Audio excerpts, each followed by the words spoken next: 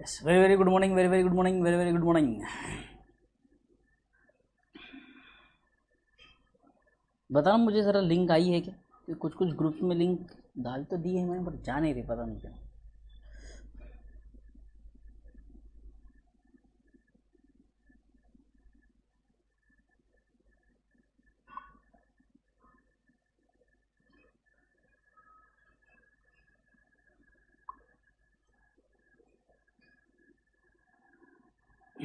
सुप्रभात सुप्रभात, good morning good morning good morning. सबका क्या इशू है पता नहीं चल रहा है।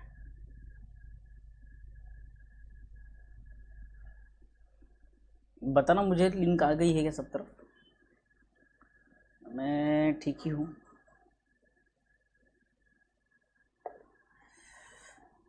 I am very good, I am very good, thank you so much.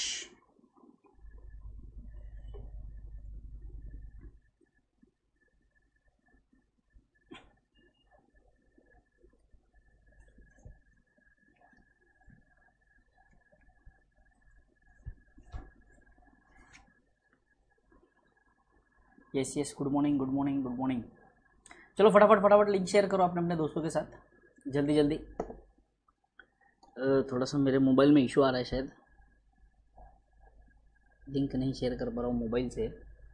आ गई है कि लिंक? देखो मुझे भी आइडिया नहीं आ रहा है, पता नहीं, समझ नहीं आ रहा है। Something wrong.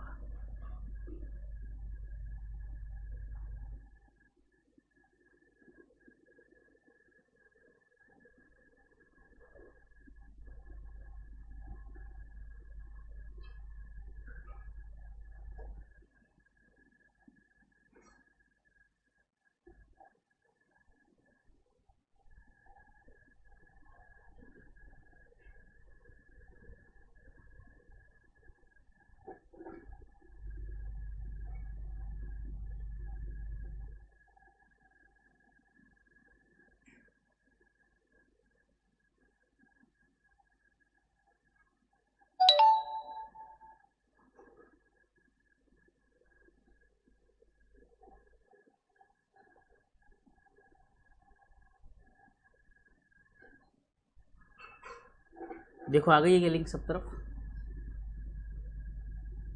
आया है ना ग्रुप में?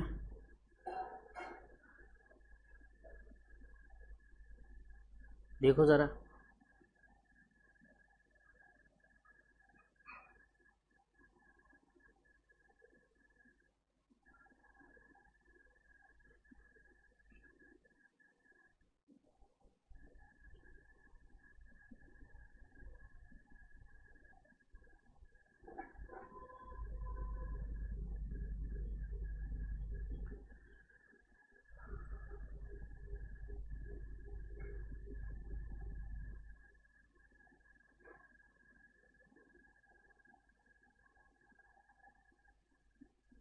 मोबाइल हैंग हो रहा है, क्या हो रहा है पता नहीं चल रहा है।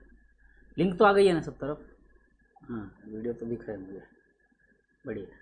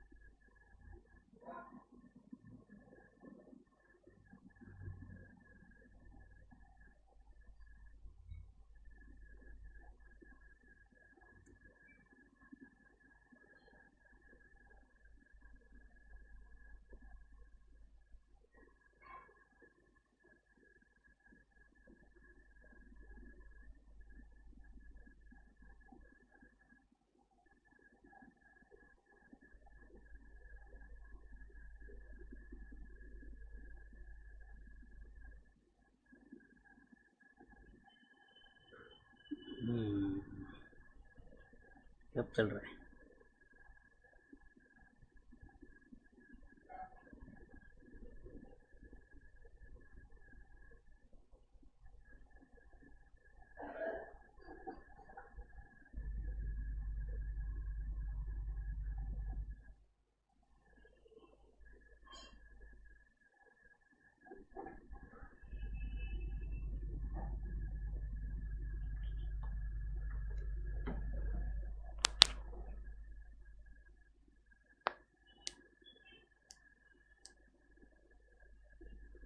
आ जाओ, लेट अस बिगिन।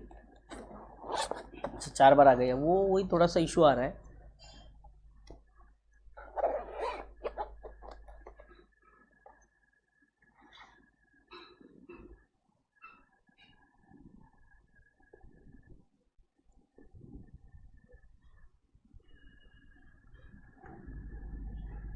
व्हाट्सएप के साथ कुछ इशू आ रहा है, व्हाट्सएप के साथ आ रहा है इशू कुछ।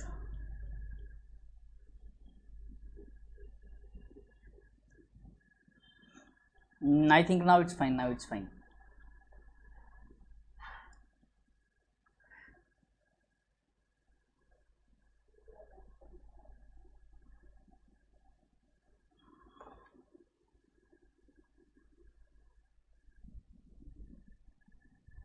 चलो चलो चलो, ठीक है ठीक है ठीक है ठीक है ठीक है, आ जाओ आ जाओ आ जाओ आ जाओ जल्दी। Let us begin let us begin let us begin. ठीक है, फटाफट लाइक ठोकेंगे फटाफट लाइक ठोकेंगे, लाइक ठोको जल्दी जल्दी, लाइक ठोको ठोको जल्दी, लाइक ठोको। ओके, सो कल के लेक्चर में हमने एनपीओ होता क्या है ये समझा, हाँ यस। और दूसरा रिसीट पेमेंट अकाउंट क्या होता है और इनकम एंड एक्सपेंडिचर अकाउंट क्या होता है, ये दोनों चीज़ें हमने समझी है, ठीक है।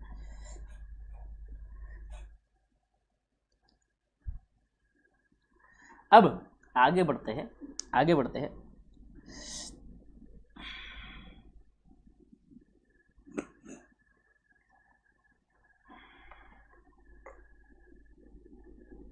लेट अस अंडरस्टैंड,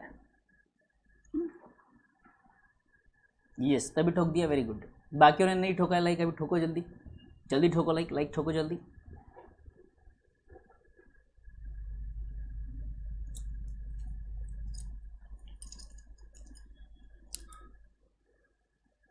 नहीं नहीं नहीं, पहले पार्टनरशिप और फिर डेप्रिसिएशन।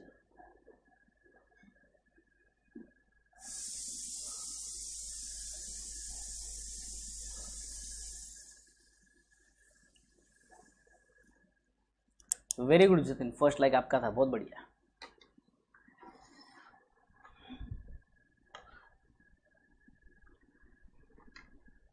अच्छा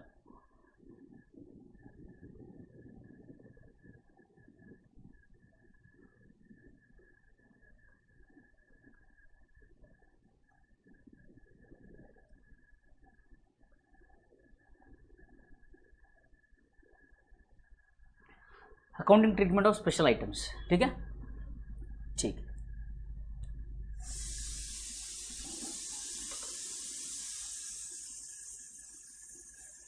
अब आ जाओ ध्यान से देखो, अकाउंटिंग ट्रीटमेंट समझने से पहले let us understand the general accounting treatment, ठीक है। Most of the time, majority of the time आपको क्वेश्चन में रिसीट एंड पेमेंट अकाउंट दिया जाएगा। जैसे ट्रेडिंग अकाउंट हम सोल प्रोप्राइटर फाइनल अकाउंट्स कर रहे थे, वहां पर हमें ट्रायल बैलेंस दिया जाता था, उसके बेसिस पे हम क्या करते थे, हम trading profit and loss and balance sheet बनाते थे, राइट। अब बात अगर मैं करूं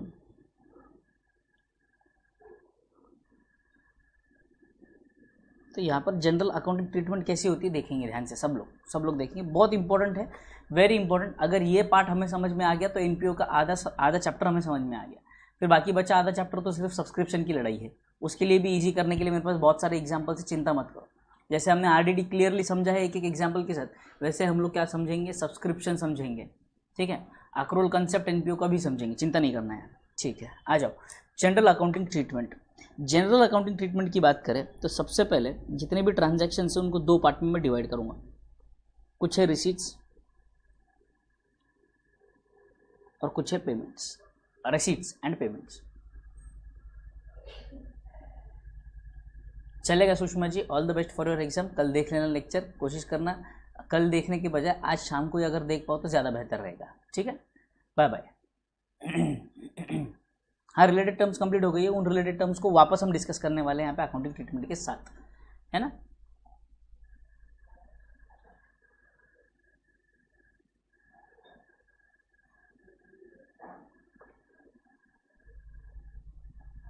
अच्छा वेरी गुड अश्विन। अश्विन कल आके क्लास में आके आपने नारा लगा दिया तेजस सर जिंदाबाद और उसके बाद गायब हो गए।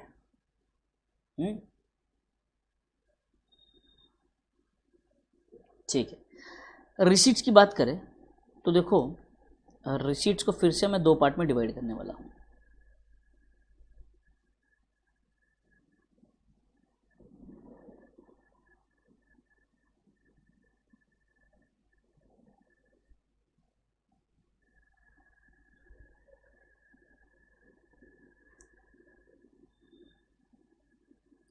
कुछ रेवेन्यू रिसीट्स होंगे, कुछ कैपिटल रिसीट्स होंगे, वैसे ही कुछ रेवेन्यू पेमेंट्स होंगे और कुछ कैपिटल पेमेंट्स होंगे।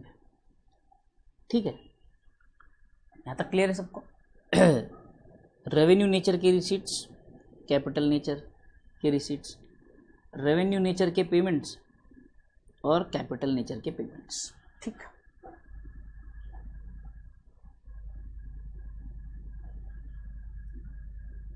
आगे बढ़ते हैं। रेवेन्यू की बात करें तो देखो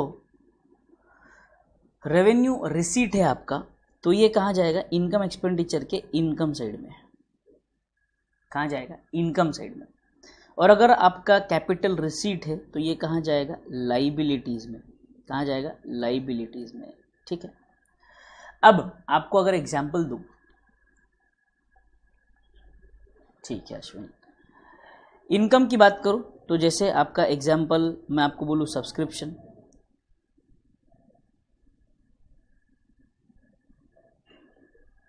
ठीक है, फिर आपके miscellaneous receipts,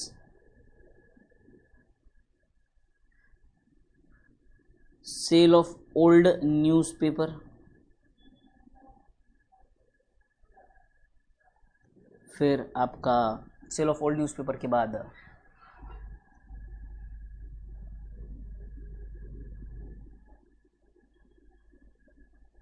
sale of tickets, tuition fees, बराबर। ये सारी चीज़ें क्या है? आपकी रेवेन्यू नेचर की रिसीट्स है, तो ये आपकी इनकम है भाई साहब, सीधे सीधे कहाँ जाएगी? इनकम एक्सपेंडिचर के इनकम अकाउंट। लाइबिलिटीज़ की बात करें, लाइबिलिटीज़ कैपिटल में, लाइबिलिटीज़ की अगर हम बात करें, ध्यान से सुनेंगे, कैपिटल में लाइबिलिटीज़ की अगर हम बात करें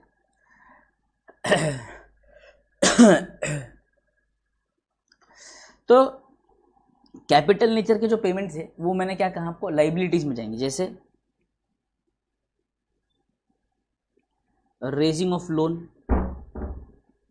रेजिंग ऑफ लोन, दूसरा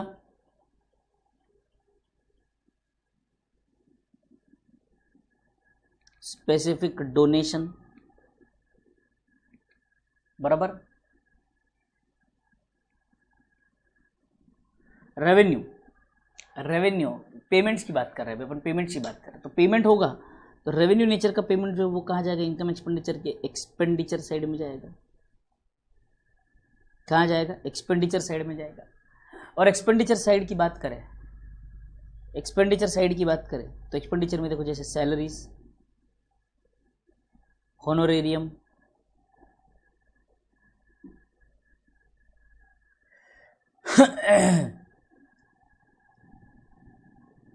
रेंट, बोनस,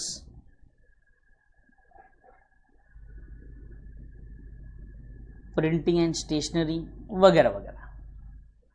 कैपिटल नेचर के पेमेंट्स क्या होते हैं सर? ये एसेट्स में जाएंगे आपके, जैसे कैपिटल नेचर के payments purchase of asset, investments,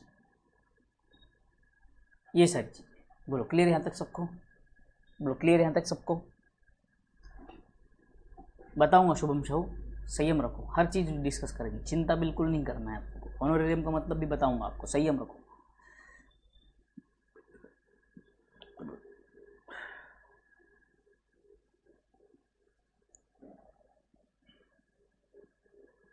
यहाँ तक क्लियर सबको? आ जाओ अब एक एक आइटम जो डिस्कस करने जा रहे हैं। नंबर 1, एंट्रेंस फीस, या तो मैं कहूँगा एडमिशन फीस, एंट्रेंस फीस और एडमिशन फीस, एंट्रेंस फीस और admission fees. What is the entrance fees और admission fees? This is the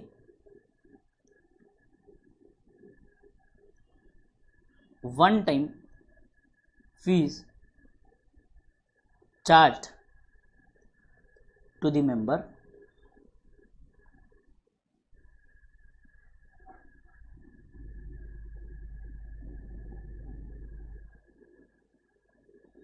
at the time of admission. At the time of what? Admission.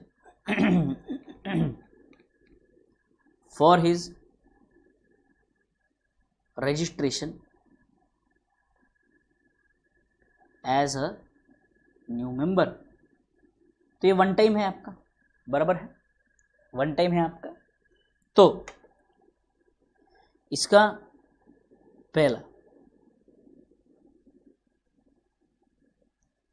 General treatment की अगर बात करें, general treatment की बात करें, general treatment की बात करें तो एंट्रेंस फीस एडमिशन फीस जो है ये वन टाइम है बेटे. तो इसीलिए हम इसको क्या मानते हैं? Capital receipt. क्या मानते हैं इसको? Capital receipt. Capital receipt. तो कैपिटल रिसीट होने के नाते इसका काम है, ये कहाँ जाएगा? लाइबिलिटीज़ में जाएगा. कहाँ जाएगा? लाइबिलिटीज़ में जाएगा. तो इसीलिए जब मैं बैलेंस शीट बनाऊंगा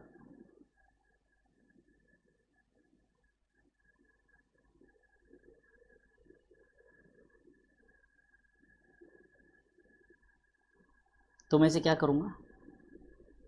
ये जो हमारा कैपिटल फंड होता है which is basically are capital, उसमें हम ऐड कर देंगे एंट्रेंस और एडमिशन फीस.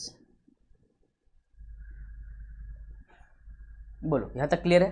यहाँ तक क्लियर है सबको?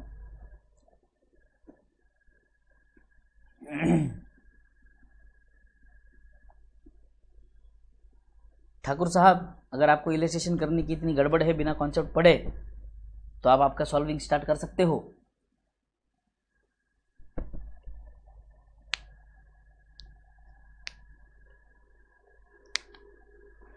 Very good Muskan, Indian education very good. Module से उठा के चिपका के डाल दिया अपन ने. स्पेसिफिक, अब यहाँ पर इसका स्पेसिफिक ट्रीटमेंट समझो. ये जनरल ट्रीटमेंट था.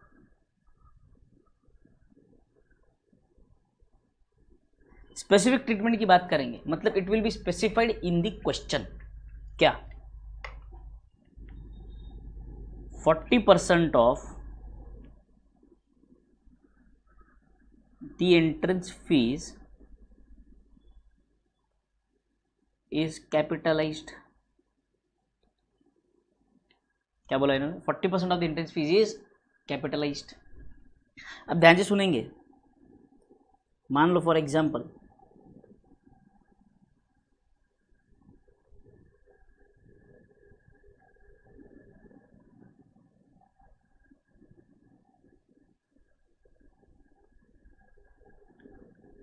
रिसीट एंड पेमेंट अकाउंट आपको जो क्वेश्चन में दिया हुआ है उसमें रिसीट साइड में क्लियरली मेंशन्ड है क्या? To entrance fees 1 lakh. Entrance fees कितना आया है? 1 लाख.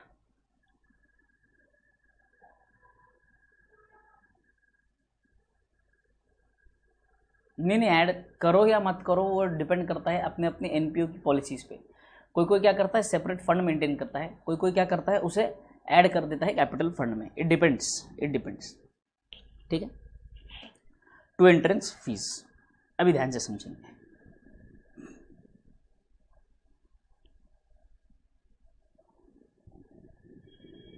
इन्होंने क्या है 40% of the entrance fees to be capitalised. ठीक है. तो यहाँ पर देखो मैं दो चीज़ें बनाऊंगा आपके सामने. एक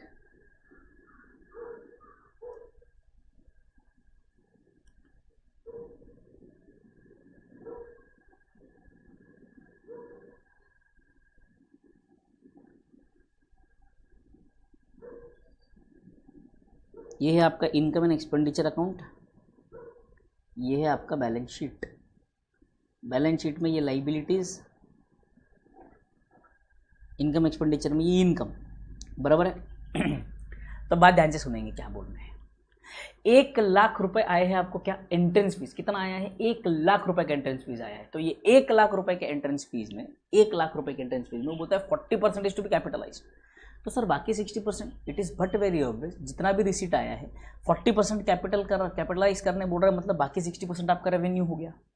कौन सा नेचर का हुआ, 40% बोल रहा है कैपिटल नेचर का है, 60% रेवेन्यू नेचर का है, बराबर है। तो ध्यान से सुनेंगे, यहां पर मैं लिखता हूं बाय एंट्रेंस फीस 1,00,000, बराबर। और इसमें से मैं माइनस कर दूंगा 40% कैपिटलाइज, यानी कि 40,000। आपके इनकम एक्सपेंडिचर में रह जाएगा सिर्फ 60,000, यानी कि 60%। क्लियर है हम तक? अब ध्यान से सुनेंगे। क्या होता है, जब भी एडमिशन होती है नए मेंबर की, एंट्रेंस फीस आती है नए मेंबर की, तब ये बोलते हैं कि भाई उसमें से कुछ पैसा हम कैपिटलाइज करेंगे, बट कुछ पैसा हम रेवेन्यू रखेंगे। उनका कहना ऐसा होता है कि भाई जो एंट्रेंस फीस, एडमिशन फीस लेते हैं, तो एंट्रेंस और एडमिशन के लिए भी हमें कुछ खर्चा करना पड़ता है। जैसे मान लो फॉर एग्जांपल हमें मार्केटिंग के लिए खर्चा करना पड़ता है थोड़ा बहुत, उनके फॉर्म्स वगैरह प्रिंटिंग का खर्चा है। तो एंट्री लेते समय नया जो स्टाफ है, हमारा जो स्टाफ है जो रजिस्ट्रेशन करवाता है मेंबर्स का, उसका कुछ खर्चा लगता है, सैलरी का खर्चा लगता है उनका।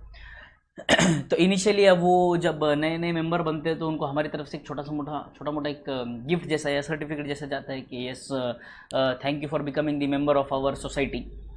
तो ऐसे जो कुछ खर्चे होते हैं रेवेन्यू नेचर के, वो फुलफिल करने के लिए हमें थोड़ा बहुत पैसा एडमिशन का चाहिए, ताकि हम लोग वो खर्चा रिकवर कर सके। पूरा का पूरा आप कैपिटल रिसीट मत मानो। तो इसलिए वो बोलते हैं कि चलो ठीक है, आपके कहने पे हम क्या करते हैं, हम पूरा का पूरा नहीं मानेंगे। तो फिर हम क्या करेंगे, कैपिटल फंड में जितना भी अमाउंट दिया होगा XYZ, उसमें हम ऐड कर देंगे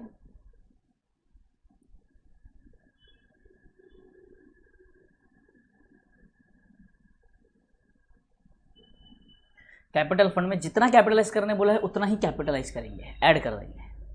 तो अब मेरे ख्याल से अब ये देखने के बाद आपको याद आ गया होगा 12th स्टैंडर्ड में आप ऐसा ही कुछ करते थे, बट क्यों करते थे वो नहीं पता था, बट करते थे इतना पता है।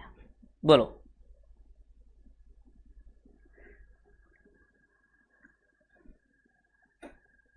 बोला तक डन है?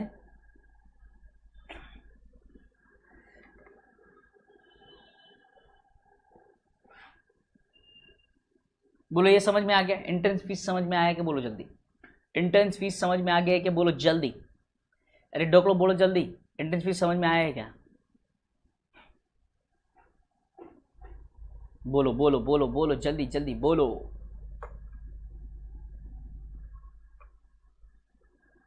Very good. हाँ शुभम, कैपिटल फंड का मतलब नॉर्मल कैपिटल ही होता है, बट एनपीओ में हम उसे कैपिटल फंड कहते हैं, क्योंकि जैसे स्पेसिफिकली कैपिटल जो होता है ओनर्स का होता है, एनपीओ में कैपिटल फंड होता है जो कैपिटल मनी हम इकट्ठा करके रखते हैं, उसके ऊपर किसका अधिकार नहीं है, ये याद रखना। एनपीओ के अंदर किसी एक पर्सन का अधिकार नहीं होता।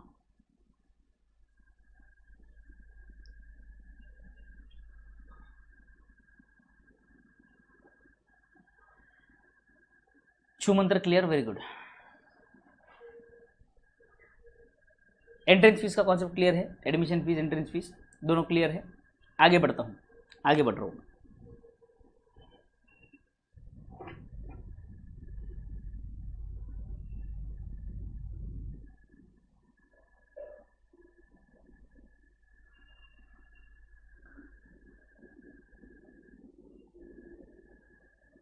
Legacy,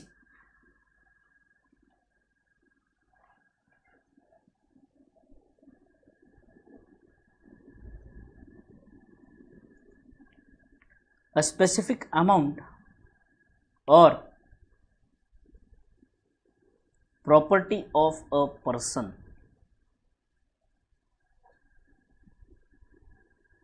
transferred to an NPO on the basis of his will on the basis of his will। मतलब क्या, विल का मतलब क्या होता है, मृत्यु पत्र, बराबर है, मतलब जायदाद का जो बंटवारा होता है, बराबर, वसीयत जिसको हम कहते हैं। जो कुछ कुछ लोग होते हैं, जैसे मान लो फॉर एग्जांपल अपना संस्कार है, संस्कार बोलता है कि सर मेरे पास 50 करोड़ की प्रॉपर्टी है। सर कितनी की प्रॉपर्टी है, 50 करोड़ की प्रॉपर्टी है। बट संस्कार, उसकी शादी ही नहीं हुई, उसने ब्रह्मचर्य अपना लिया, बोलता है मैं शादी नहीं करूँगा, और ना फिर उसको तो शादी नहीं की तो फिर बच्चा नहीं हुआ। तो अब ये 50 करोड़ का वारिस कौन कौन है? तो संस्कार कहता है सर मेरा जीवन तो हमेशा से समाज सुधार के लिए हुआ था, मेरा जन्म ही समाज कार्य करने के लिए था सर। तो जितनी भी मेरी संपत्ति है वो मैं एक अनाथ आश्रम को दान देना चाहता हूँ। समझ में आ रहा है सबको? बट कब? मेरी मृत्यु के पश्चात, मेरे मरने के बाद। मैं जब मर जाऊंगा, मेरी जब मृत्यु हो जाएगी, उसके बाद जितनी भी मेरी प्रॉपर्टी है वो एक विल बनाएगा। विल जैसे जायदाद का एक विल बनता है कि भाई साहब जब मैं मर जाऊंगा तो मेरे बड़े बेटे को इतना, छोटे बेटे को इतना, ये वाले बेटे को इतना, इसको इतना, इसको इतना, इसको इतना। वैसे ही अपने संस्कार ने भी विल बना दिया कि भाई साहब मेरे मृत्यु के तत्पश्चात मेरी जितनी भी संपत्ति है, 50 करोड़ के इर्द गिर्द जो मेरी संपत्ति है, यह पूरी की पूरी संपत्ति मैं तेजस अरलीकट्टी चैरिटेबल ट्रस्ट फाउंडेशन को दान कर देना चाहता हूं। क्या कहते हो संस्कार?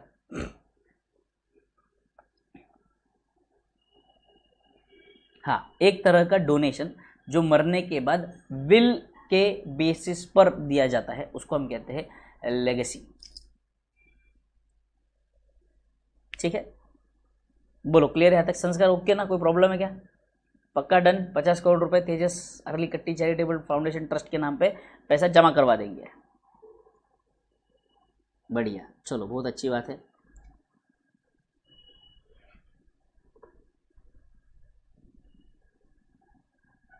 ये चांद विल बना दिया है उसने मेरे नाम पे, नहीं कि मेरे चैरिटेबल ट्रस्ट के नाम पे आएगा।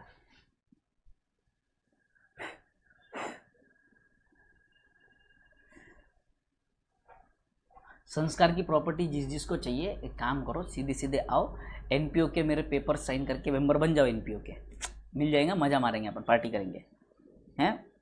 तो this is a capital receipt. मुझे नहीं लगता कि ऐसा जो किस्सा है ये रोज रोज होता होगा। रोज कोई ना कोई मर रहा होगा और रोज अपनी प्रॉपर्टी एनपीओ को दान देता होगा। ऐसे is a very common phenomenon? No, it is a very rare phenomenon sir. तो therefore it is considered to be as a capital receipt. And capital receipt आपको पता है क्या होगा? लाइबिलिटीज में ऐड टू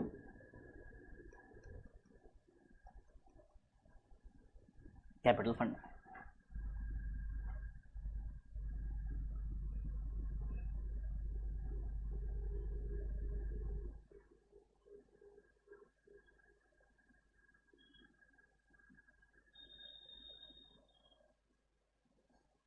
हिमानी को देखो, हाउरी को,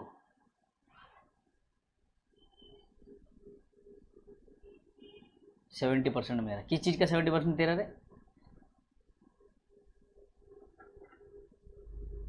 हाँ ना, हाउराज एंड हाउरीज। नंबर 3 आ जाओ।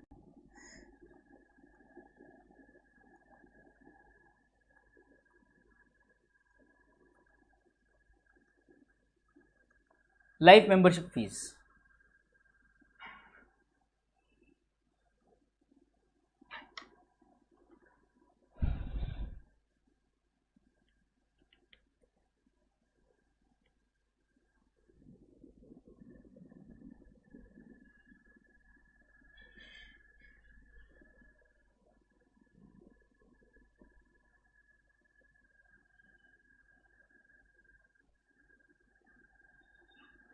अरे देख लो, मेरी बात सुनो। तुम अभी अगर संस्कार के पीछे पड़ोगे तो उतनी ही प्रॉपर्टी मिलेगी। अगर तुम मेरे एनपीओ के मेंबर बनोगे तो ऐसे बहुत से लोग होंगे जिनकी प्रॉपर्टी आएगी। अभी आप डिसाइड करो, संस्कार के पीछे पड़ना है या मेरा मेंबर एनपीओ का ट्रस्ट का मेंबर बनना पसंद करोगे। It is your decision now.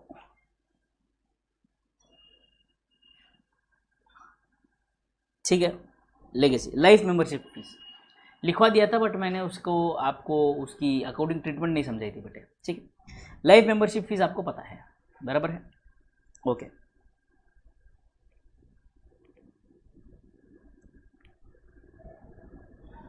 generally it is a capital receipt and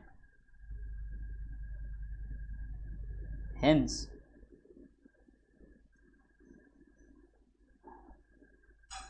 added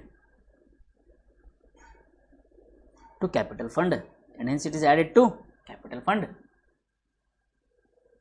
exam होने के बाद जो एग्जाम पास होगा वही मेरे एनपीओ का मेंबर बनेगा, वरना ठेंगा।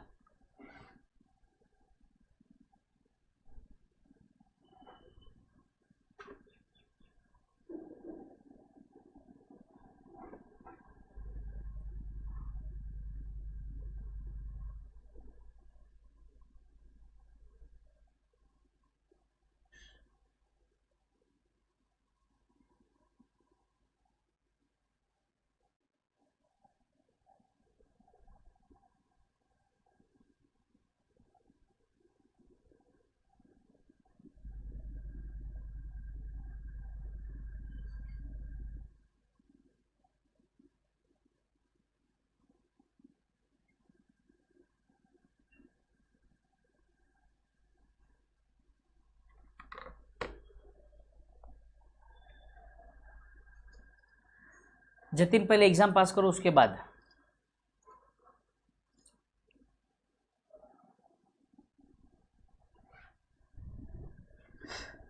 नेक्स्ट देखना। अभी यहाँ पे क्लियर, यहाँ पर था ये जनरल ट्रीटमेंट, स्पेसिफिक।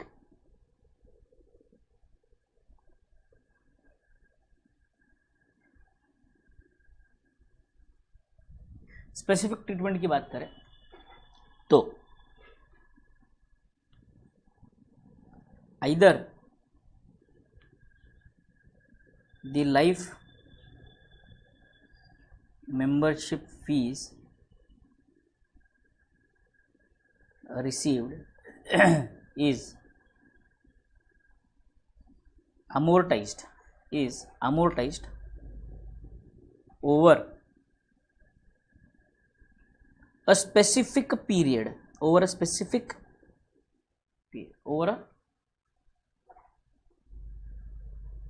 मेंबरशिप के पेपर सारे तैयार है शुभम, आपको बस पास का रिजल्ट लेकर आना है और साइन करना है। Either the life membership fees received is amortized over a specific period on systematic basis,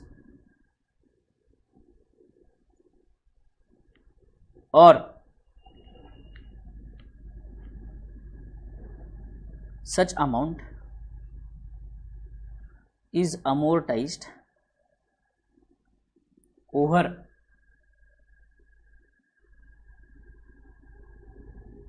the period calculated on the basis of average life expectancy of member. तो कोई बोलता है क्या करो भाई साहब, एक काम करो, ज़्यादा दिमाग मत लड़ाओ, लाइफ मेंबरशिप फीस आई है ना, कैपिटल रिसीट में ले लो। या तो दूसरा ट्रीटमेंट ऐसा है कि लाइफ मेंबरशिप फीस है बट मेंबरशिप फीस है, एक साथ पूरा आगे तक का पैसा उन्होंने दे दिया है, तो हम क्या करेंगे, इसे हम क्या करते हैं, कैपिटल में रखते हैं एक सेपरेट फंड के नाम से, लाइफ मेंबरशिप फंड के नाम से। और उस पर्सन को उस पर्सन ने जब हमने लाइफ मेंबरशिप फीस पे करी है वहां से लेके 10 साल में या 15 साल में राइट ऑफ कर देंगे, बाइफरकेट कर देंगे। मतलब मान लो अगर सामने वाले पर्सन ने 15 लाख रुपए आपकी क्या दे दी है, आपकी लाइफ मेंबरशिप फीस दे दी है, कितनी रुपए, 15 लाख रुपए, और आपने सोचा है कि इसको हम क्या करते हैं 15 साल के ऊपर बाइफरकेट कर देते हैं। तो एवरी ईयर आप क्या करोगे, एवरी ईयर आप 1 लाख रुपए का इनकम रिकॉर्ड करोगे आपके इनकम एंड एक्सपेंडिचर अकाउंट के इनकम साइड में। कितना रिकॉर्ड करेंगे, लाइफ मेंबरशिप फीस का 1 लाख रुपए पर ईयर। ये समझ में आया सबको, आपने ईयर डिसाइड कर दिया यहाँ पे। दूसरा ऑप्शन जो मैंने यहाँ पे और करके लिखवाया है, average expectancy life of the member. What do you mean by average expectancy life of the member? Average expectancy life of the member का मतलब होता है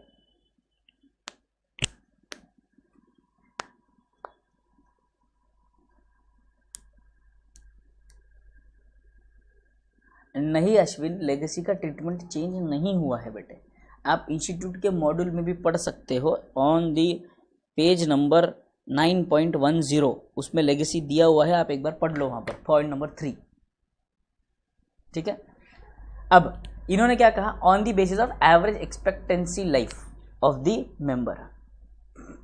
अब ध्यान से सुनेंगे कि भाई साहब ऐसा हो सकता है कि कोई मेंबर 25 की उम्र में, कोई पर्सन 25 की उम्र में मेंबर बन जाता है, कोई पर्सन 30 की उम्र में बन जाता है, कोई पर्सन 40 की उम्र में बन जाता है।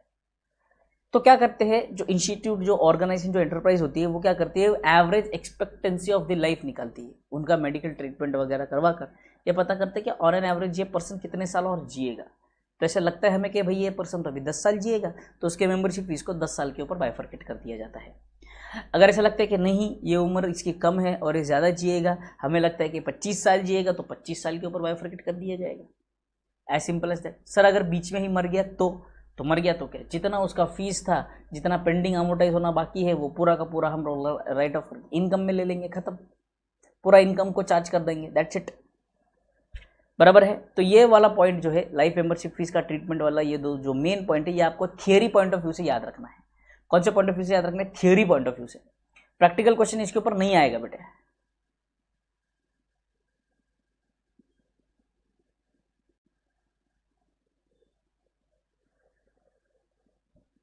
बोलो क्लियर है यहाँ तक सबको? लाइफ मेंबरशिप क्लियर है क्या, बोलो मुझे जल्दी, आगे बढ़ता हूं मैं फिर।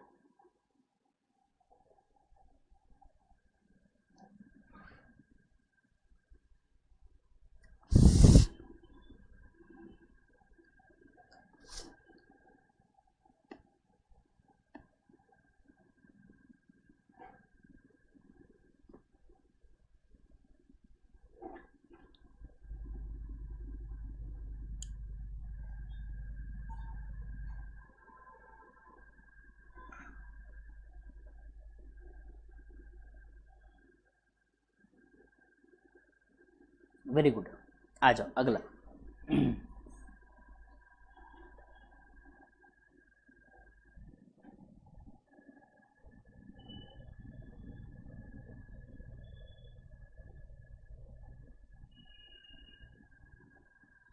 होनोरेरियम। एंट्रेंस फीस जो होता है ना बेटे, जैसे लाइफ मेंबरशिप फीस पूरे लाइफ का आपने अभी भर दिया, एंट्रेंस फीस सिर्फ एक इनिशियल रजिस्ट्रेशन फीस होती है। शुभम,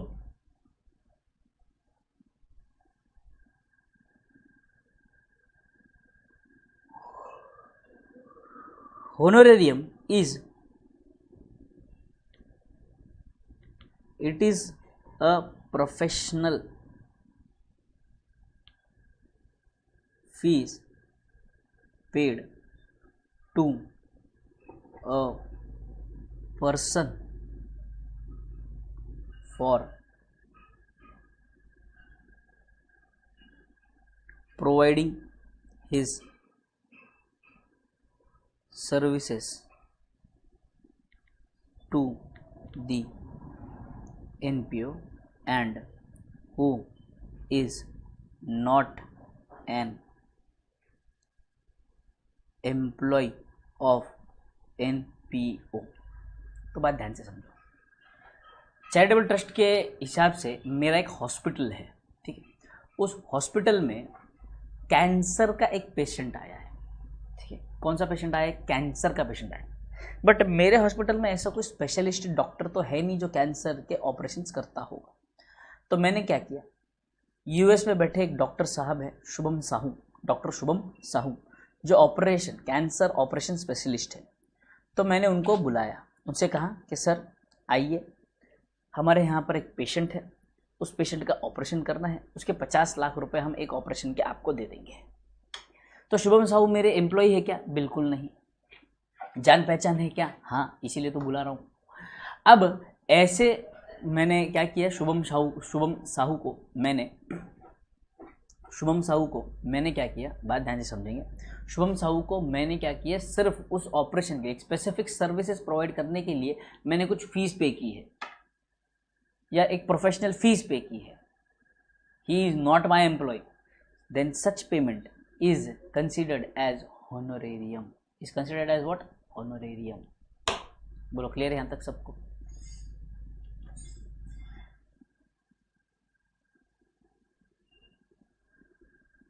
इज्जत देने के लिए, वेरी गुड, इज्जत देने के लिए हॉनोरेरियम भी दिया जाता है। पैसों के साथ साथ थोड़ी सी इज्जत भी दे देंगे, मतलब पैसे तो देने ही वाले हम लोग। तो ये रहा सर आपका 50 लाख का चेक, ये शॉल ओढ़ दिया, ये गुलदस्ता दे दिया, और श्रीफल, ये गया श्रीफल।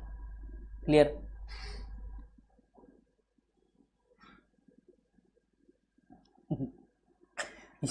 क्लियर है तक सबको?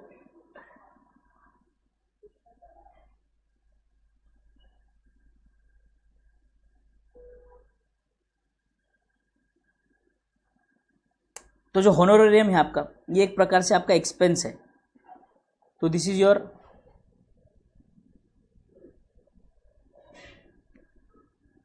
रेवेन्यू, एक्सपेंस और payment, and this will be recorded in income and expenditure account के एक्सपेंडिचर साइड में।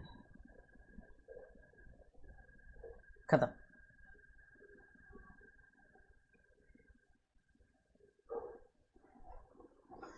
बोलो, क्लियर यहाँ तक?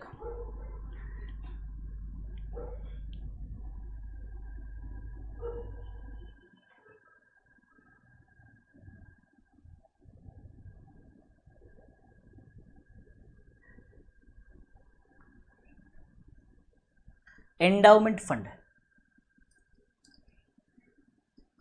एंडाउमेंट फंड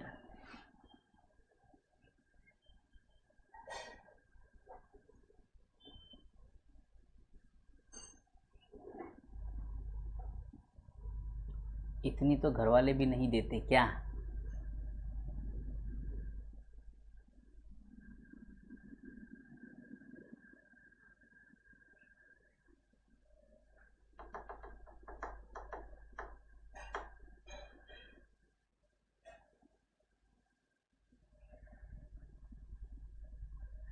देखो बेटे, अवार्ड मतलब कैसे होता है ना, it is like an award only. हम ऐसे नहीं कहूँगा, मैं ये नहीं कहूँगा मधुर कि आप गलत हो। It is like an award only, कि आप आए हमारे लिए, एक स्पेशल जो सर्विस था, आपने वो स्पेशल सर्विस जो कोई प्रोवाइड नहीं करता, वो सर्विस आपने प्रोवाइड की है हमारे लिए। इसके लिए आपका तहे दिल से शुक्रिया अदा करना चाहता हूँ। तो इसलिए वो फीस के साथ साथ हम थोड़ा सा उनको अवार्ड भी देते ही है। क्लियर? आ जाओ, endowment fund. Let us understand what is endowment fund. मान के चलते फॉर एग्जाम्पल,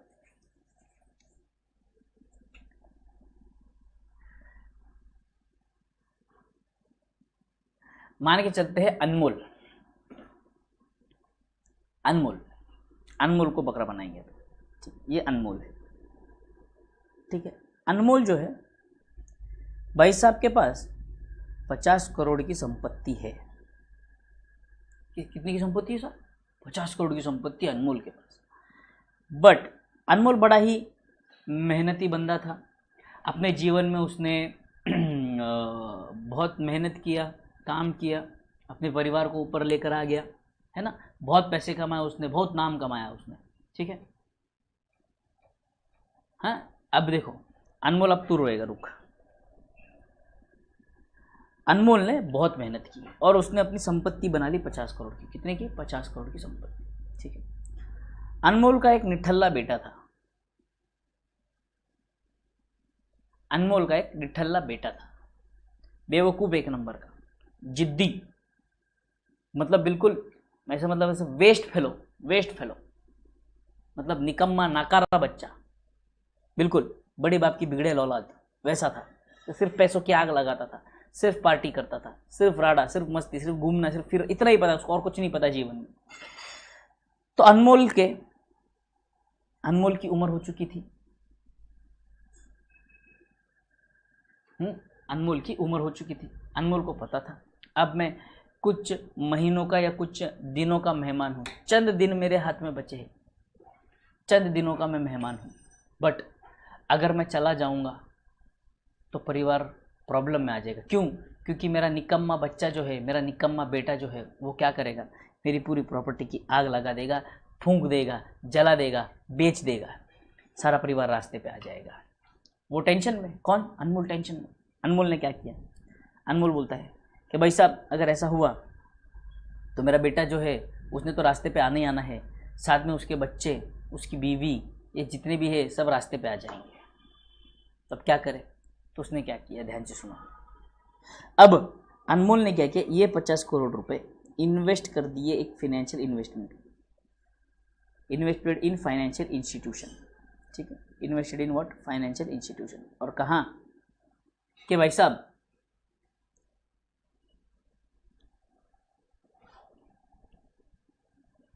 अनमोल की बोलती बंद सी हो गई, अनमोल गायब सा हो गया है। फाइनेंशियल इंस्टीट्यूशन में 50 करोड़ रुपए इन्वेस्ट करता है और कहता है कि इस इन्वेस्टमेंट को कि भाई साहब ये जो 50 करोड़ रुपए है इसको मैं बोलता हूं प्रिंसिपल अमाउंट, ठीक है, प्रिंसिपल अमाउंट। कहता है कि भाई साहब आप क्या करो ना, जो मेरा निकम्मा बेटा है, जो मेरा निकम्मा बेटा है, इसको आप इस इन्वेस्टमेंट पे आने वाली जो इनकम है उसका गुजारा करने के लिए उसको सिर्फ आप ये इनकम पे करोगे। क्या पे करेंगे? सिर्फ इनकम पे करेंगे, ठीक है। तो अगर हम बात करें अनमोल के बेटे की, तो he has complete discretionary power over income, पूरा अधिकार है उसका इनकम के ऊपर। इनकम का जो पैसा उसको मिलेगा उसकी वो आग लगा सकता है, उड़ा सकता है, मजा मार सकता है। बट जो कैपिटल अमाउंट है इसके ऊपर उसका कोई अधिकार नहीं है, जो प्रिंसिपल अमाउंट है इसके ऊपर कोई अधिकार नहीं है। उसको अधिकार सिर्फ किसका दिया गया है? उस इनकम का। समझ में आ रहा है? तो वैसे ही मान लीजिए कोई पर्सन है, अब जैसे मान लो अनमोल ही है। अनमोल कहता है कि भाई साहब मैं मर भी जाऊं ना तब भी मेरा नाम होना चाहिए, इस दुनिया में मेरा नाम रहना चाहिए। तो वो क्या करता है, एनपीओ को, एक नॉन ट्रेडिंग ऑर्गेनाइजेशन को कहता है कि भाई मेरी 50 करोड़ रुपए की जो संपत्ति है इसमें हर साल 50 लाख रुपए की इनकम आती है, ये मैं एक बैंक में या फाइनेंशियल इंस्टीट्यूशन में इन्वेस्ट करूंगा, और ये 50 लाख रुपए की जो इनकम आपको, जो 50 करोड़ की जो इन्वेस्टमेंट है इसमें से जो हर साल 50 लाख रुपए की जो इनकम आएगी वो 50 लाख रुपए हर साल आपको मिलेंगे। मेन अमाउंट का आप हाथ लगा सकते हो क्या? बिल्कुल नहीं, आप हाथ नहीं लगा सकते। ये जो 50 लाख रुपए है, ये 50 लाख रुपए हर साल आपको मिलते रहेंगे। तो आप मेरे मरने के बाद भी आपको मेरी तरफ से इनकम जनरेट होती रहेगी। तो ऐसे जो फंड्स होते हैं ये बेसिकली एंडाउमेंट फंड्स कहलाए जाते हैं, बराबर है? क्या कहलाए जाते हैं? Endowment funds.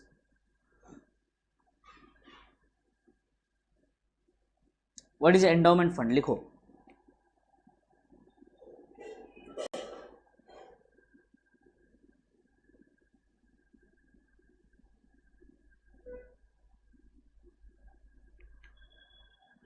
For a specific purpose in which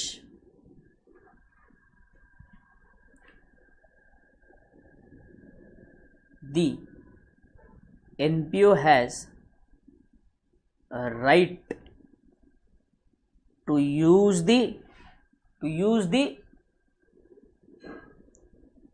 income from such fund and cannot use the principal amount.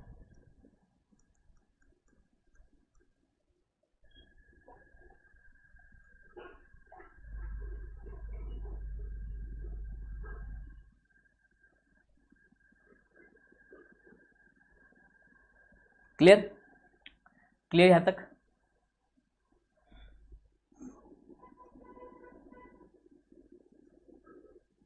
such funds are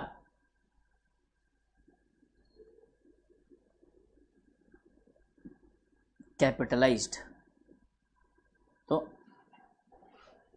liabilities में स्पेसिफिक फंड के नाम से उसे हम रिकॉर्ड करेंगे लाइबिलिटीज में, बराबर।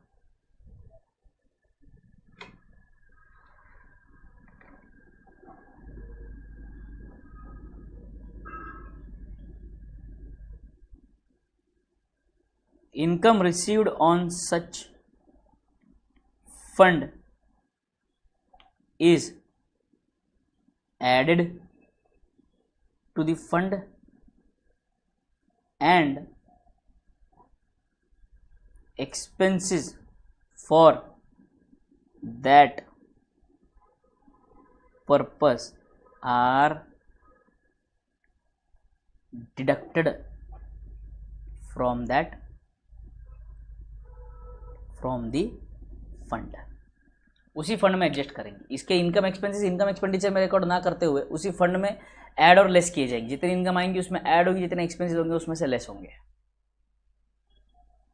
कैपिटल फंड में इसे ऐड करना नहीं है, इसे स्पेसिफिकली अलग से एक दूसरे नाम से दिखाया जाएगा बेटे, याद रखना है हमें। एंडाउमेंट फंड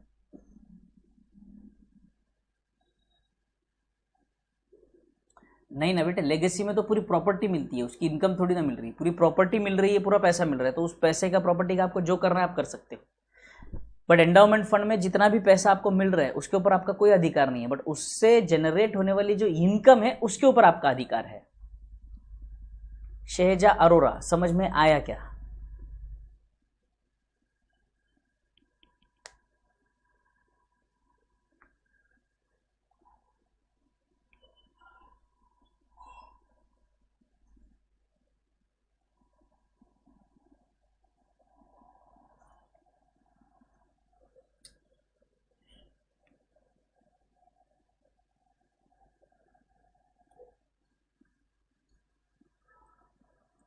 बोलो डन, यहां तक सबको क्लियर है?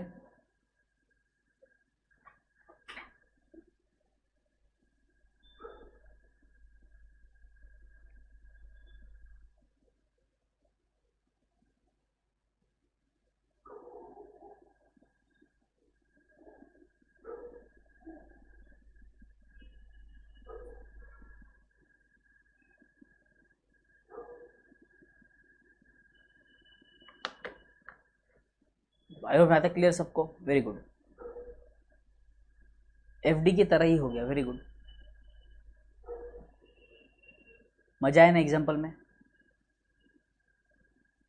Sports fund, sports club fund हो सकता है, बिल्डिंग फंड हो सकता है, ग्राउंड फंड हो सकता है, डेवलपमेंट फंड हो सकता है,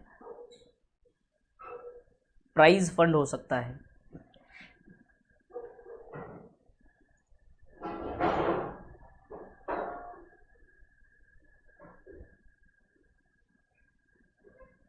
तो वो इन्वेस्ट कर रखा है ना बेटे फाइनेंशियल इंस्टीट्यूशन में, इसीलिए तो इन्वेस्ट कर रखा है ताकि उसके ऊपर हम लोग इनकम जनरेट, हम तो नहीं कर सकते, तो फाइनेंशियल इंस्टीट्यूशन उसको इन्वेस्टमेंट करके उसके ऊपर इनकम निकालती है, उसके ऊपर इनकम जनरेट करके जितना अपना फीस है उतना फीस अपना डिडक्ट करके रख लेती है और बाकी का अमाउंट दे देती है।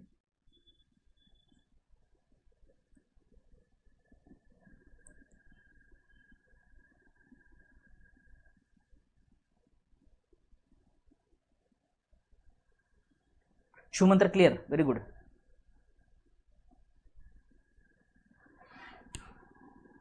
चलो आ जाओ आगे बढ़ते हैं।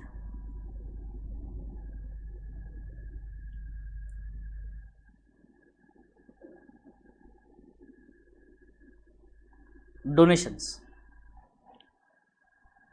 बराबर, donations.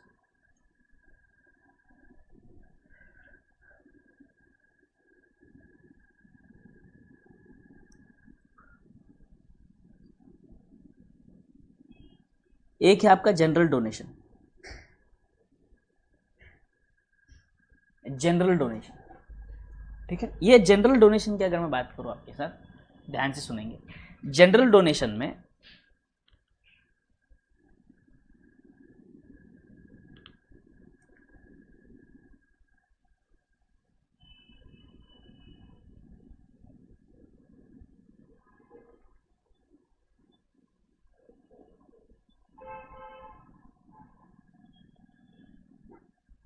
Reason for the donation is not specified.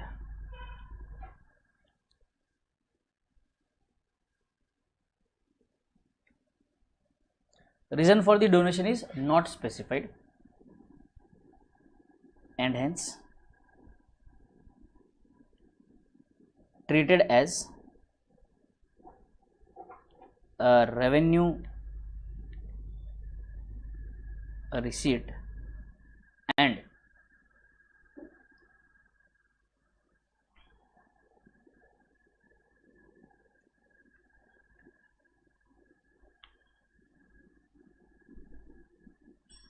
Income में रिकॉर्ड होगा.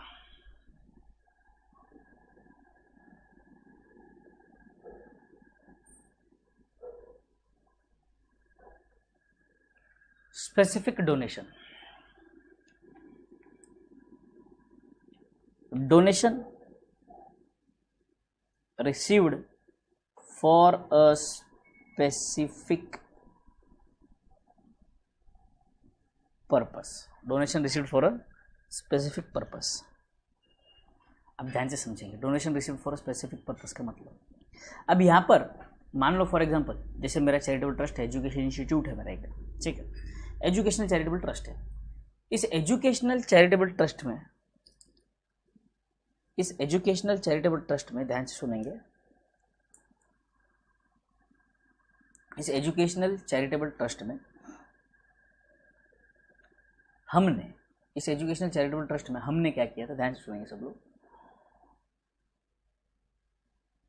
इस एजुकेशनल चैरिटेबल ट्रस्ट में donation received for specific purpose, donation specific purpose के लिए मैंने कहा था कि भाई साहब मुझे एक नई बिल्डिंग कंस्ट्रक्ट करनी है. अभी जो फिलहाल मेरे पास जो ये है एजुकेशन इंस्टीट्यूट है, यहाँ पर मैं फर्स्ट स्टैंडर्ड से लेकर 12th स्टैंडर्ड तक पढ़ाता हूँ. बट अब मुझे ग्रेजुएशन, पोस्ट ग्रेजुएशन की डिग्रीज के लिए भी एक स्पेसिफिक स्टैंड अलोन बिल्डिंग बनानी है, ठीक है. तो मुझे डोनेशंस आने लगे तो मैंने डोनेशन का पैसा यूज़ करता हूँ. बट ऐसा स्पेसिफिक डोनेशन पता चला किसे, जतिन को पता चला कि सर ऐसे ऐसे एक बिल्डिंग कंस्ट्रक्ट करना चाहते हैं और सर को बिल्डिंग के लिए पैसों की ज़रूरत है. तो जतिन आता है, जतिन कहता है सर ये लो 1 करोड़ रुपए का चेक, ये लो सर मेरी तरफ से आपको. बट सर एक कंडीशन है सर, ये जो पैसा है ना 1 करोड़ का, अब देखो जनरली जो डोनेशन देता है लोग, वो मैं क्या कर रहा हूँ, उस पैसों की मदद से, उन पैसों की मदद से मैं अपने जो नॉर्मल करंट रनिंग बिजनेस है उसमें भी यूज़ कर रहा हूँ. मान लो जो करंट सैलरी, जो स्टाफ है, फैकल्टीज़ है, उनकी सैलरी पे करना, वहाँ बिल्डिंग का रेंट पे करना, या बिल्डिंग की साफ़ सफाई का खर्चा, वहाँ का लाइट बिल वगैरह वगैरह, जो जो वहाँ के ऑपरेटिंग एक्सपेंसेस वो सब खर्चे कर रहा हूँ मैं. बट हमारे भाई साहब जतिन ने क्या कहा, सर ये जो मैं 1 करोड़ रुपए दे रहा हूँ ना आपको, स्पेसिफिकली आपका जो नया बिल्डिंग बनने वाला है ना, ये उसी में यूज़ होना चाहिए सर. ओहो हो, अब ऐसी तो बोल दी इन्होंने बात. अब ध्यान से समझना, 1 करोड़ रुपए आज आ गए और कल के कल बिल्डिंग तो खड़ी होगी नहीं. समय लगता है बिल्डिंग बनने के लिए, कॉन्ट्रैक्ट दिया हुआ है, उनको थोड़ा थोड़ा पार्ट पार्ट पेमेंट जाएगा और धीरे धीरे चीज़ें जैसे जैसे आएगी वैसे वैसे चीज़ें बनती जाएगी, बिल्डिंग बनता जाएगा. तो ऐसे तो डायरेक्टली मैं यूज़ नहीं कर सकता.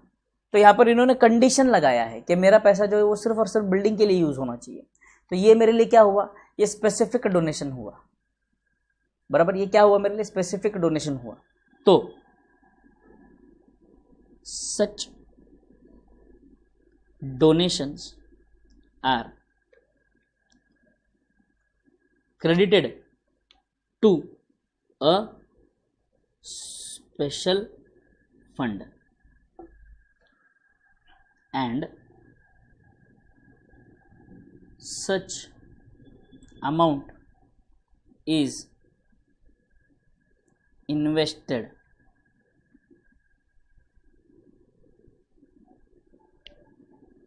until it is used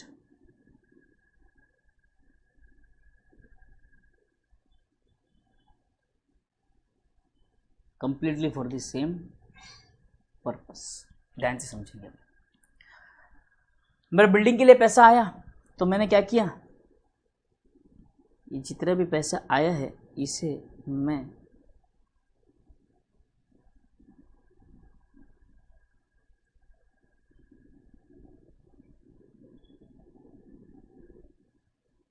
building fund में लिखूंगा. कहाँ पर, बिल्डिंग फंड में. ये कहाँ दिखेगा आपको, बैलेंस शीट की लाइबिलिटीज में, सेपरेट लाइन आइटम होगा. देखो सर, अब ये जो पैसा है मेरे पास पड़े पड़े डबल तो नहीं होगा, बढ़ेगा तो नहीं, इसलिए ये बिल्डिंग फंड को क्या करता हूँ मैं, इन्वेस्ट कर देता हूँ building fund investment account create करता हूँ और एक बैंक में या म्यूचुअल फंड में या किसी शेयर मार्केट में कहीं पर भी इन्वेस्टमेंट के नाम से मैं इन्वेस्ट कर देता हूँ। तो उसके ऊपर के आने वाली जो भी इनकम होगी वो बिल्डिंग फंड में ऐड होगी, और बिल्डिंग के ऊपर अगर कोई खर्चा कर रहा हूँ मैं तो वो बिल्डिंग फंड से माइनस होगा। तो बिल्डिंग बनाना है, तो मैं क्या करता हूँ, जो इन्वेस्टमेंट मैंने कर रखा है तो वो इन्वेस्टमेंट में अभी कितना रुपए मांगा है, मान लो सामने वाली पार्टी ने, कॉन्ट्रैक्टर ने कहा है कि सर 10 लाख रुपए चाहिए एडवांस, वो सब सामान मंगवाना है आपका, रेत सीमेंट पत्थर ईंट, ये सारी चीज़ें मंगवानी है सर। तो मैंने क्या किया, इन्वेस्टमेंट में 10 लाख रुपए तक का पार्ट बेच दिया, 10 लाख रुपए तक का पार्ट बेच दिया और वो 10 लाख रुपए उठाकर कॉन्ट्रैक्टर को दे दिए। यहाँ तक क्लियर है सबको?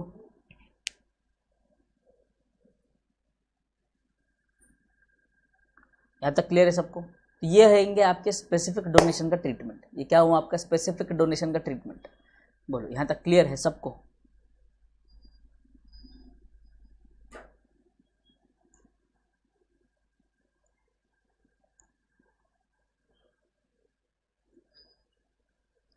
आगे बढ़ता हूँ,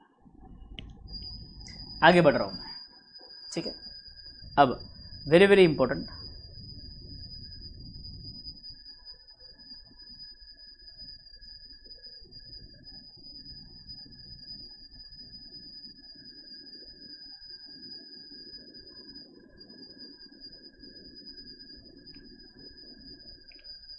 अकाउंटिंग फॉर अक्रूवल कंसेप्ट। हाँ फंड है इसीलिए लाइबिलिटी में है बेटा।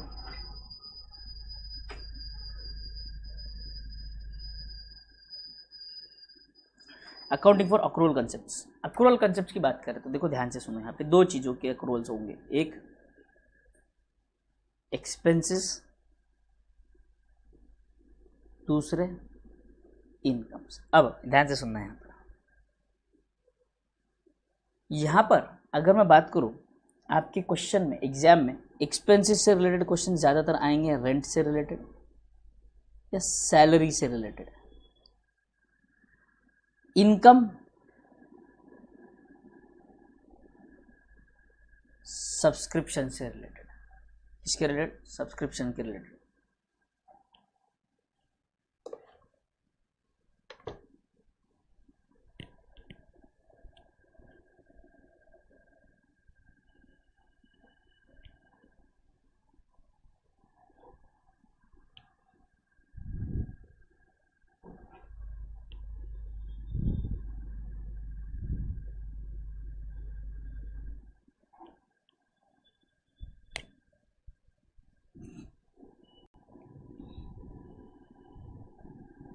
एक्सपेंसेस की बात करें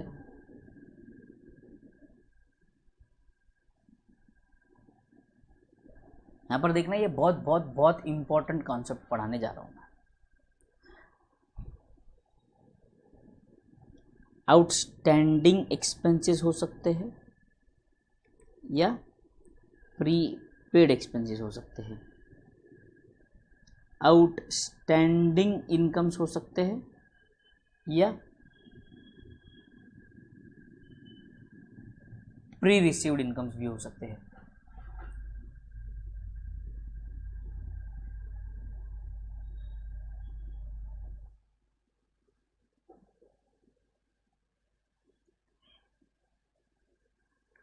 चाय मैं आज पी के बैठा हूँ, आज चाय पीकर बैठा हूँ अश्विन।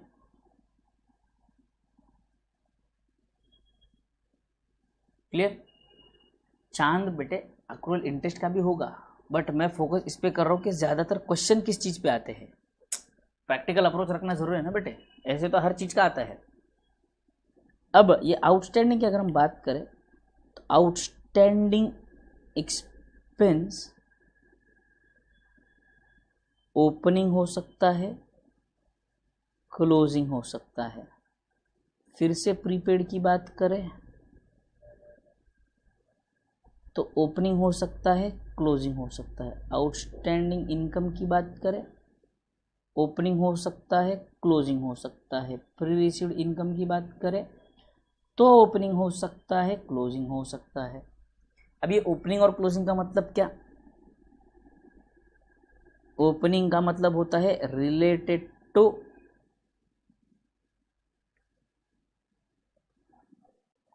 प्रीवियस ईयर, और क्लोजिंग का मतलब होता है रिलेटेड टू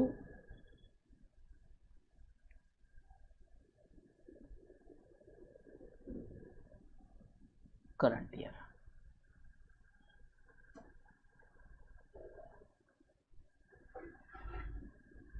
क्लियर? ओपनिंग मतलब related to previous year, closing मतलब रिलेटेड टू करंट ईयर। अब ध्यान से सुनेंगे, वेरी वेरी इंपॉर्टेंट। जहां पे अभी आपके सामने बनाने जा रहा हूं मैं क्या, एडवांस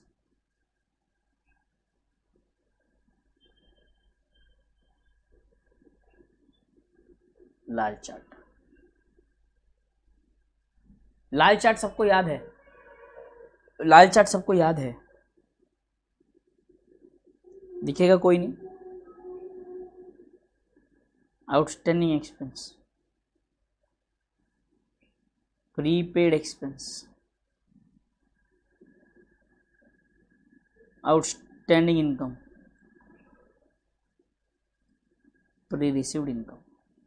ठीक है, जैसे वहां पे पीएनएल था वैसे यहां पर मैं लिखूंगा इनकम एंड एक्सपेंडिचर अकाउंट, और दूसरा आपका बैलेंस शीट।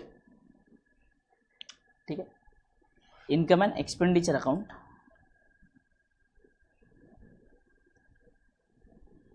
क्लोजिंग वाला आइटम इनकम एंड एक्सपेंडिचर में क्या करेगा, ओपनिंग वाला item income and expenditure account में क्या करेगा।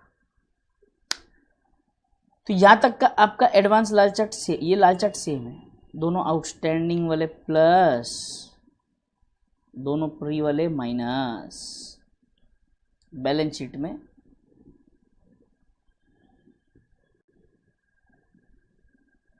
लाल। बट अगर ये आउटस्टैंडिंग एक्सपेंस करंट ईयर का ना होते हुए प्रीवियस ईयर का अगर है तो हम माइनस करेंगे।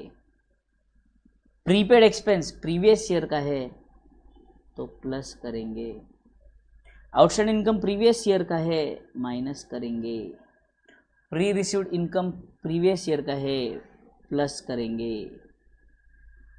ओपनिंग आइटम है अगर तो ये सर, ये जो माइनस प्लस बना दिया आपने तो मज़ा आ गया, लर्न तो हो गया, रट तो जाएगा सर, बट इसके पीछे का लॉजिकल बैकग्राउंड नहीं मिल रहा sir.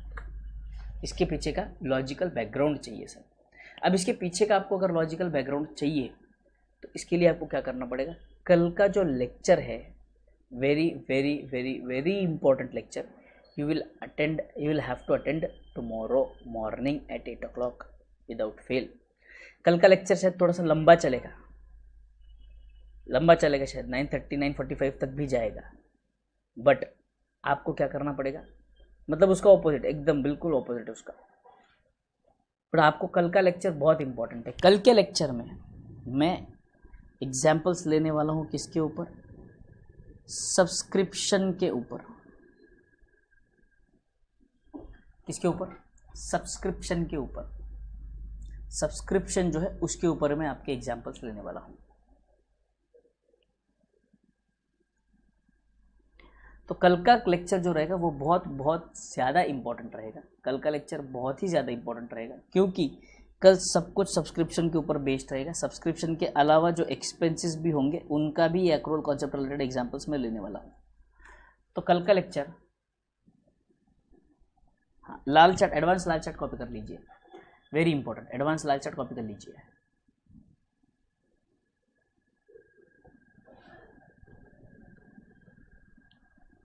Most important concept of NPO, most important topic of NPO. कल का लेक्चर अगर समझ में आ गया तो परसों से हम इलस्ट्रेशन सॉल्व स्टार्ट करेंगे। परसों से हम लोग इलस्ट्रेशन सॉल्विंग स्टार्ट कर देंगे।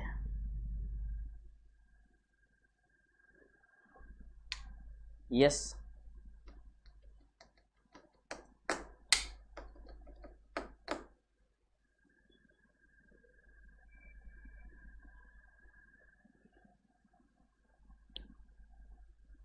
Very good. So we'll be meeting tomorrow at the same time in the morning at 8 o'clock.